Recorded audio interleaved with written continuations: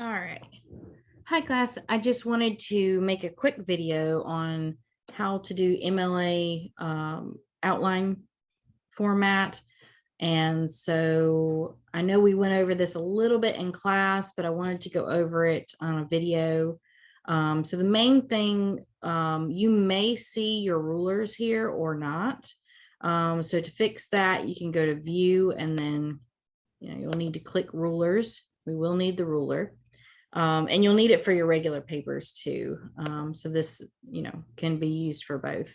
Main thing is to change your font to Times New Roman 12-point font. And then we're going to do our regular heading information. So, your name, instructor name. Do you use the full name? Because I know if you use Professor Baker or Instructor Baker or something like that, or Miss Baker, there is another Baker in the department. I'm sure there might be even more in other departments. So just make sure that you're using, a title and their first and last name. And then our class. So if you're in whatever section, I'm just going to put 720, but whatever section you're in, and then your month, day, comma, and the year. And then you will hit enter just once. You don't want an extra space, and then center. So the center button up here. And then you're going to put outline, and then working title, whatever your working title for that paper is, that's fine. Hit enter once, and then you're going to left align with the button up here again.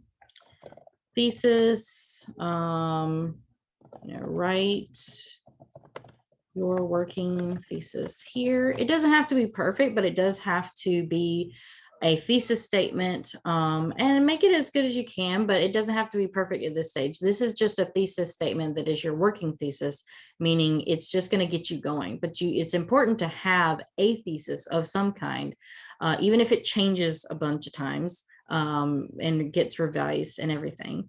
So you're going to write it there, hit enter, and then you're going to go up to your numbering. So here's your numbering button.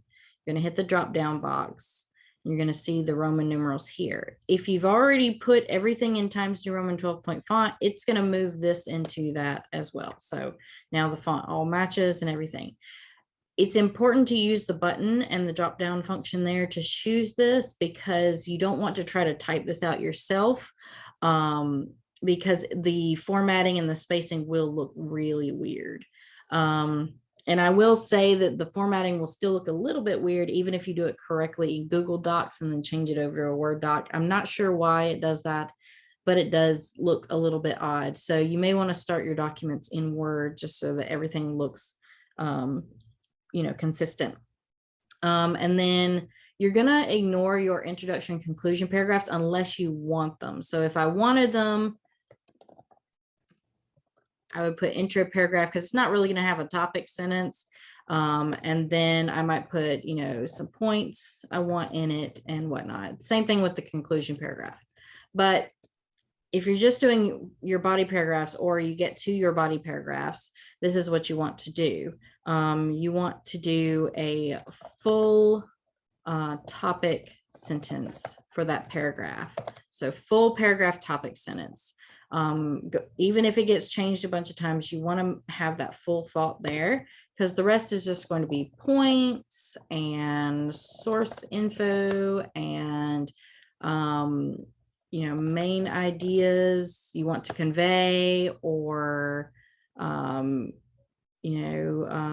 some interesting quote you thought of, any notes like that, that's fine. And you can even tab over, and all I'm doing is hitting tab to get to these. Now, sub point, whatever this is under quote. So I could do, an explanation of quote, because you want to make sure you do that. And we'll go over that stuff as well. But when you're ready to get to your second body paragraph, hold down the shift key and hit tab again. And you're going to do that. You're going to hit tab as many times as you need to go back. So when you hit tab, just tab, it's going to go forward. when you hit shift, hold shift and hit tab, it's going to go back. And then the second paragraph, topic, sentence, and then you're going to hit tab and do your points and everything else for each paragraph that you plan to have. Now, you know, the shortest essay that you may have 3 paragraphs. Odds are, as we go along in the class, you are probably going to need, you know, 4 or 5, maybe more paragraphs. So just keep that in mind. You're going to do this for each paragraph. And the more detailed you are, the better it is for you, the better it is for me kind of seeing where you're going with this and what kind of things you're including. If it's just very bare bones, there's not going to be much feedback I can give back to you. And of course that leaves, you know, margins for error. So just keep in mind that all of that is there. Oh, one thing I forgot to mention on the paper format is we do need to insert our page number. So always insert your page number first before typing anything in the header. Okay, so there we go. We got that.